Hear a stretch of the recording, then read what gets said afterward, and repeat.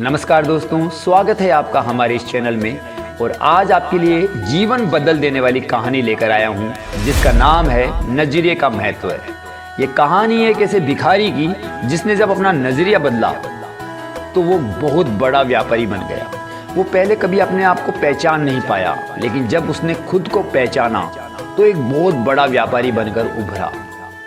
हो सकता है हमारे अंदर भी ऐसी कुछ चीज़ें हों जिसे हम पहचान नहीं पाए हों, और जिस दिन हम पहचान लेंगे आज हम जिस स्तर पे हैं उससे कई गुना ऊंचे स्तर पे अपने आप को देखेंगे।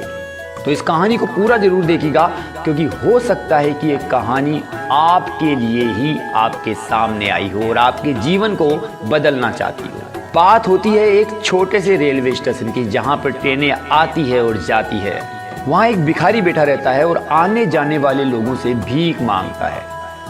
बहुत सारे लोग उसे भीख दे भी देते हैं, लेकिन कुछ लोग मुंह मोड़ के चले जाते हैं। एक दिन उस भिखारी की भेंट एक व्यापारी से होती है।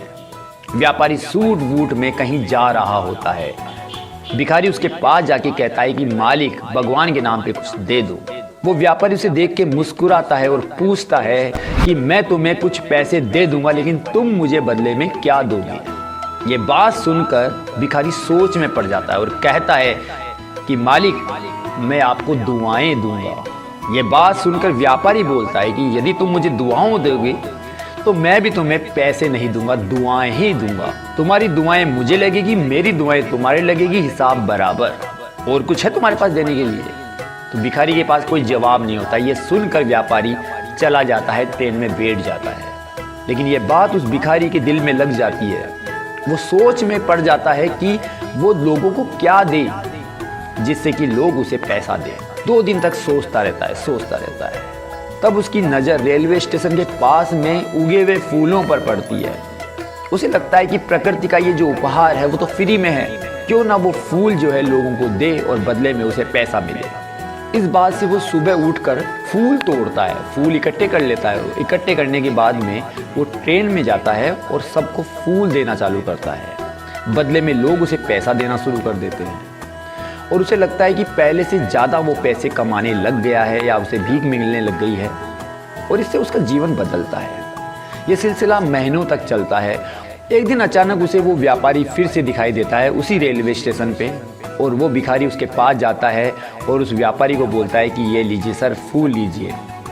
ये फूल लेने के बाद में व्यापारी उसे कुछ पैसे देता है। भिखारी उससे कहता है कि सर, आपकी प्रेरणा से मैं अब लोगों को देने लग गया हूँ कुछ ना कुछ, और लोग मुझे इस बहाने पैसे देना चालू कर दिए हैं। ये बात सुनकर व्यापारी मुस्कुराता है और कहता है कि वेलकम, तुम भी अब हमारे व्यापारी की श्रेणी में आ गए हो। अब तुम भिखारी नहीं रहे हो, तुम अब चीज़ें बेच रहे हो और लोग खरीद रहे हैं, और ये पैसा भीख का नहीं है, ये तुम्हारी मेहनत का है जो तुम फूल तोड़ के लाते हो। और इसके बाद में वो व्यापारी फिर से चला जाता है। भिखारी के दिमाग में फिर एक बात घर कर जाती है कि वो व्यापारी बन चुका है। ये सोचकर फिर वो भीख मांगना ख़त्म कर देता है। वो ज़ोर ज़ोर से चिल्लाना शुरू कर देता है कि मैं भिखारी नहीं हूँ, मैं व्यापारी हूँ, व्यापारी हूँ, व्यापारी हूँ। और ये कहकर वो रेलवे स्टेशन से चला जाता है। 6 महीने की मेहनत के बाद वो उस शहर का सबसे बड़ा फूल व्यापारी बन जाता है। तो दोस्तों, किस तरह से देखिए एक इंसान के कहने पर व्यक्ति अपना जीवन बदल लेता है। वो समझ नहीं पाता है कि उसका जीवन क्या है, वो क्या है। कई बार प्रेरणा हमें सामने वाला देता है और उससे हम हमारे जीवन को खिला लेते हैं।